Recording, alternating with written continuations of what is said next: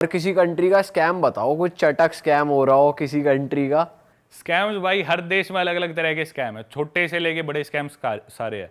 पर मैंने ये देखा है जो जगह मतलब ज़्यादा टूरिस्टी है वहाँ पे इस तरह के स्कैम होते हैं कि भाई टूरिस्ट से ज़्यादा पैसे लूटे जाए। जैसे इजिप्ट हो गया, पिरामिड्स के लिए वहाँ पे सारे आते हैं, तो लोग सोचते हैं कि भाई वैसे इतने ज़्यादा अमीर नहीं है वहाँ के लोकल्स, सोचते हैं कि भाई हर आदमी जो भी है वो एक वॉकिंग एटीएम है, इनसे जितने पैसे ले इसको ले लो, कैमल राइड पे बिठा के दूर ले जाएंगे, फिर बोलेंगे पैसे दो। ये छोटे मोटे स्कैम्स है। इसके अलावा जैसे अफ्रीका के थोड़ी और देशों की बात करें, वहाँ पे अलग तरह के स्कैम है। अफ्रीका में जैसे स्कैम्स है ज़्यादा, फ़ोन चोरी कर लिया, पासपोर्ट चोरी कर लिया। मैं इथोपिया में था, तो मेरी सबसे पहले जो मेरे साथ कभी स्कैम हुआ यही हुआ था, और मैंने वीडियो भी डाली थी बहुत साल पहले, लेकिन तब पता नहीं था, ना इतना बताना आता था, तो मैंने वीडियो में ठीक से बता नहीं पाया। मेरे साथ हुआ था। इथोपिया दरअसल ईस्टर्न अफ्रीका में एक कंट्री है, कैपिटल सिटी उसकी एडिस अबाबा है। वहाँ पे क्या करते हैं कि टूरिस्ट का फ़ोन और पासपोर्ट चुराए जाते हैं। मतलब आप सड़क पे बाहर निकले हो तो मोस्ट लाइकली आपका पासपोर्ट और फ़ोन चोरी होएगा ही होएगा, और आपको पता भी नहीं चलेगा वो कैसे चुरा लेते। इतने प्रोफेशनल है भाई वो बंदे। अच्छा जी। हाँ, मतलब मेरा एक साथ क्या किस्सा हुआ, रात को मैं चल रहा था, लकीली मेरा पासपोर्ट नहीं था जेब में। नहीं, वो पासपोर्ट चुराते, फ़ोन चुराते, फिर आप सोचोगे मेरा फ़ोन चोरी हो गया, आप किसी का फ़ोन लेके अपने फ़ोन पे कॉल करोगे, वहाँ से वो कॉल उठाएंगे, बोलेंगे हाँ आपका फ़ोन हमारे पास है, आपका पासपोर्ट भी हमारे पास है, फ़ोन के इतने $, पासपोर्ट के $500 या जो भी वो पैसे मांगते हैं, फिर 50, 60, 70 हज़ार रुपये, लाख रुपये इंडिया के। क्योंकि फंस के खड़ा हो जाए आदमी बिना पासपोर्ट के, मजबूरी में फ़ोन के, तो आदमी दे भी देता है। आपने दिए फिर? नहीं, वही तो हुआ, तो मैं रात को चलने लग रहा। लकीली वो ना उस ट्रिप पे मैंने यूट्यूब जर्नी अपनी शुरू करी थी, तो मेरे साथ मेरे 2 भाई गए थे, एक मामा का लड़का, एक चाचा का लड़का। मामा वाला लड़का मेरा तगड़ा सा है, और उसको हालांकि मैंने बताया भी नहीं था कि हम कहाँ जा रहे हैं, उसे बस यूँ बोला था फॉरेन जा रहे हैं। वो सोच रहा था जाते ही कि भी कहीं बिकनी में लड़कियां दिखेंगी, बीचीज होंगे, गोरे लोग दिखेंगे। इथोपिया एयरपोर्ट पे बाहर लैंड होते ही उसने कुछ रिसर्च नहीं करी, तो वो उन लोगों को देख के, अब हमारे मन में तो ये कि हर काला आदमी कोई चोरो चक्का है, अपने इंडिया का माइंडसेट, वो सारे ब्लैक्स आए बाहर एयरपोर्ट भाई में। लेकिन जब आप इथोपिया जा रहे थे आपको मालूम थोड़ी होगी इतनी इजीली, मतलब इतना आम है यहाँ पे चोरी होना फोन वगैरह? हाँ, तब नहीं बता, तब नहीं मालूम होगा ना नहीं आपको? बता था, वो तो वहां जाके ही हुआ। हाँ। तो बस वो बाहर निकलती, उसने वो काले लोग देखे एयरपोर्ट के बाहर, तो वो उन पे चीख रहा है, इनको शर्म नहीं आती, जुग्गी वालों को एयरपोर्ट के बाहर आके रहने लग रहे। वो भाई कह रहे, अब मैं उसे क्या बताऊं, वो मेरे को ही गुस्सा देसी करे। बालक तो ऐसी रहे, सीधा सीधा। अब मैं उसे बता दूं भैया सारे ऐसे, तो मेरे पे गुस्सा करे। मैंने थोड़ी देर और कंट्रोल करा, फिर बोला कि यार वो बीच बड़ी बिल्डिंग कहाँ छुपी हुई है, दिख नहीं रही। फिर एंड में हम होटल में पहुंच गए, कुछ नहीं मिला उसे, फिर उसे सच्चाई पता चली, वो मेरे से बहुत नाराज भी हुआ। फिर मेरा बाद में फ़ोन चोरी हो गया, तो वो बहुत फ्रस्ट्रेटेड था कि भाई मेरे को कहाँ लिया और मेरे साथ ये क्या होने लग रहा है, ऊपर से फ़ोन भी चोरी हो गया ऐसी जगह आगे। मैं सड़क पे चल रहा, रात के 11 बजे का टाइम, मेरे वो 2 भाई साथ थे, और 2 सब्सक्राइबर मिल गए मेरे को। कुदरती नया ही चैनल बनाया था, फिर भी 2 सब्सक्राइबर मिल गए, जयपुर के थे वो भाई। पता भी नहीं चला, एक वहाँ पे ना दुकान थी, उस दुकान में क्या करते हैं, गाय का कच्चा मांस खाते हो, एक बड़ी सी दुकान, और उसमें गाय लटका रखी, बिल्कुल कच्चा मांस उसका वो खा रहे, और दूर से वो ऐसे दिख रही मेरे को। वो जो जयपुर वाला जो मेरा सब्सक्राइबर था उसने बताया कि वहाँ पे ऐसे ऐसे होता है।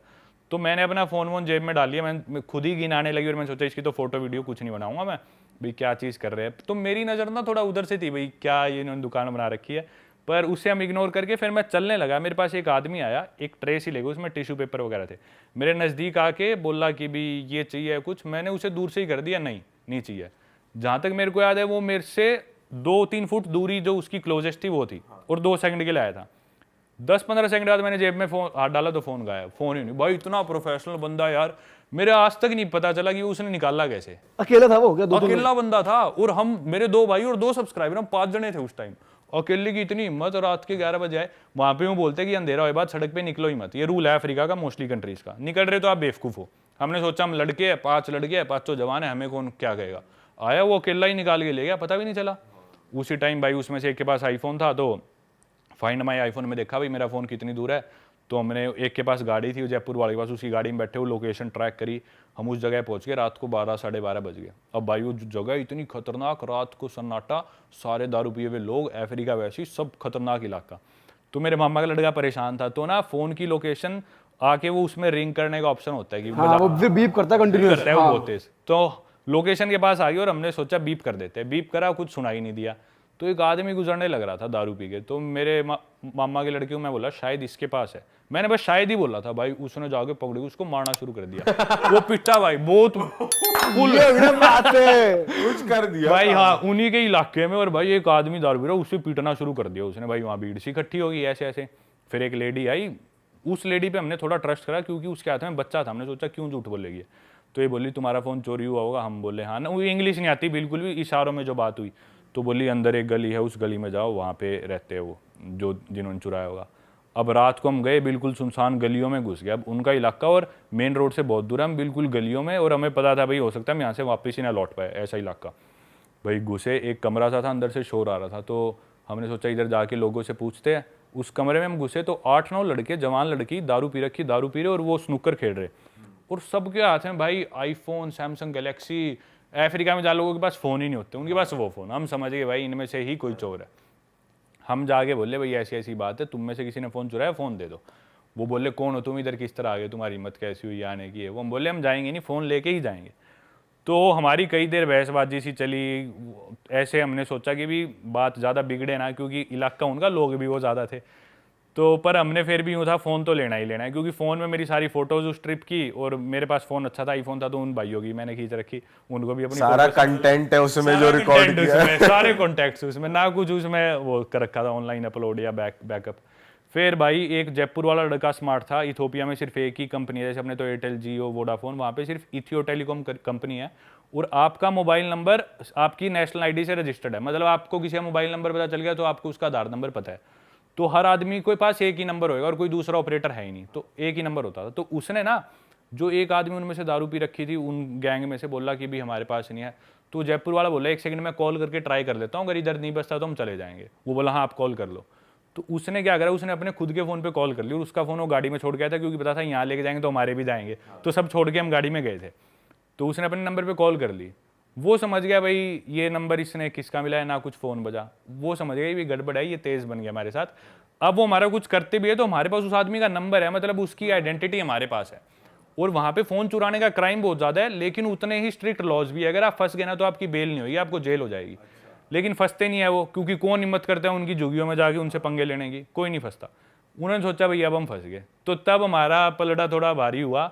उनसे मैंने बात करी, भाई फ़ोन दो, और ले दे के रात को उनसे फ़ोन वापस ले गए। तो ये किस्सा भाई आप हो थोड़े डेंजरस जगह पे ना, आप चले जाते हो, कुछ है सीन। क्या बात कर रहे हो कि कौन घुसता है उनके झुग्गे में? भाई आप चले गए, परमवीर भाई घुसते हैं भाई अपने। एक आम आदमी पीट दिया आपने वहाँ, भाई ने हमारे। बिना ही बात पीट दिया। वो शरीफ आदमी था, बुरा भी लगता है वैसे पर भाई हम भी शरीफ से, हमारा फोन क्यों चुराया? सही बात है भाई, ये भी बात मुक्के सही मार दिए भाई ने। अरे उसने बहुत मारे यार। वो है भी ऐसा, वो देसी आड़ू जान नहीं होती, वो उस टाइप का है, बिल्कुल दूध दही खाना सिर्फ, और उसे लड़वा लो बस, ऐसा है वो। और वो तैयार बैठा था मुझे कोई चाहिए गुस्सा उतारने के लिए। वो उसने इतना पिटा यार, सड़क पे उनके लोकल भी इकट्ठे हो गए, छोड़ दो इसे मरेगा ये बहुत कैड़ा लगा होगा उस बंदे अरे को। भाई बहुत मारे उसके, उससे उठा ही नहीं जा रहा था आखिरी में, पता नहीं कैसे लेके भाई गए। ये खासियत है हम देसियों की, कहीं जाके लठ काट दें।